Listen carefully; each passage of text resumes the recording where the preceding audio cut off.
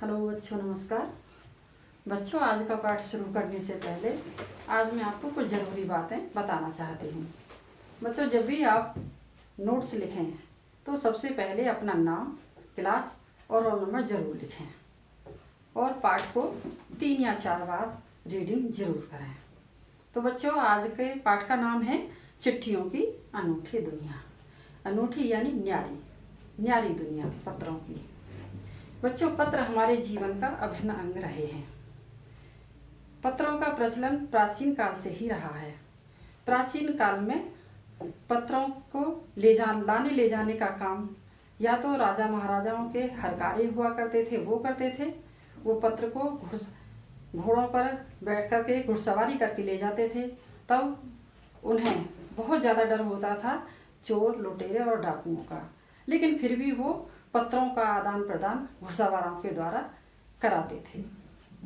उसके बाद में एक साधन और भी था, कबूतरों के द्वारा पत्रों को एक जगह से दूसरी जगह तक पहुंचाना या लाना या पहुंचाना। इनके यूं तो कबूतरों की बहुत सारी प्रजातियां होती थी, लेकिन उनमें से जो पत्र ले जाने और लाने का काम करती थी वो थी ह्यूमर जाति प्रजाति या गृहवास। ये पत्रों को लाने ले जाने का काम करती थी। बच्चों, पत्र हमारे जीवन का अभिन्न अंग कैसे हैं? क्योंकि हम अपने संदेश एक जगह से दूसरी जगह भेजते रहे हैं। चाहे वो पत्र हमें कार्यालय के लिए भेजने हैं, चाहे हमें पत्र अपने सगे संबंधियों के लिए भेजने हैं। तो ये काम डाक व्यवस्था के द्वारा किया जाने लगा। डाक संघ व्यवस्था, जो कि विश्व डाक संघ व्यवस्था थी, उसने एक प्रतियोगिता भी शुरू की थी 16 वर्ष से कम उम्र के बच्चों के लिए। और हमने इन पत्रों को अपने हिंदी या इंग्लिश साहित्य के जगत में भी हमने इन्हें शामिल किया।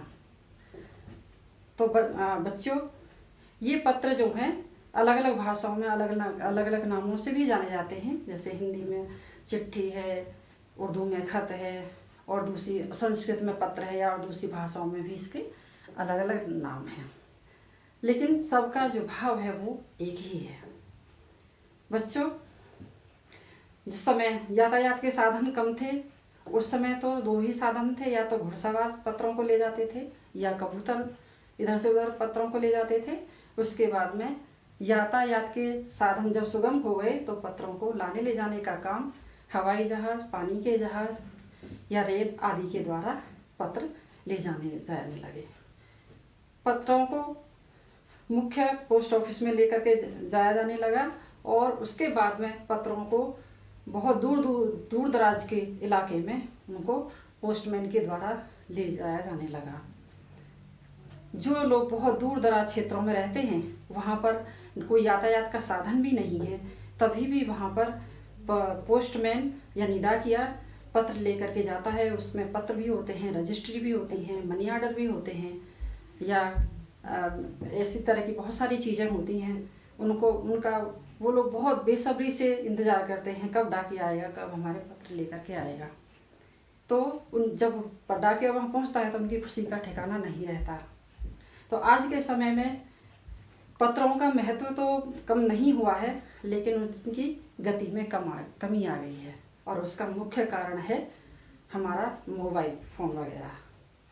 क्योंकि आज जो संदेश हैं तुरंत हम संदेश भेज देते हैं।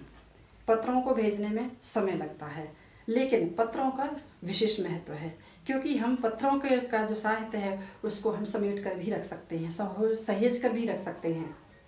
हम उनको म्यूजियम में भी सजा कर रख सकते हैं। जैसे कि पहले अंग्रेज़ों के समय में जो पत्र उनके परिवारों के लिए लिखे गए थे, या मुगल शासकों के समय में जो पत्र लिखे गए थे, आज भी हमें वो म्यूजियम में देखने को मिल जाते हैं। जैसे नेहरू जी ने भी इंदिरा गांधी के नाम पत्र जेल में रह करके लिखे थे, वो भी आज हमारे हिंदी साहित्य में लिखे गए हैं। तो बच्चों, पत्रों का बहुत महत्व है। इसके साथ ही मैं बंद करती हूँ। धन्यवाद।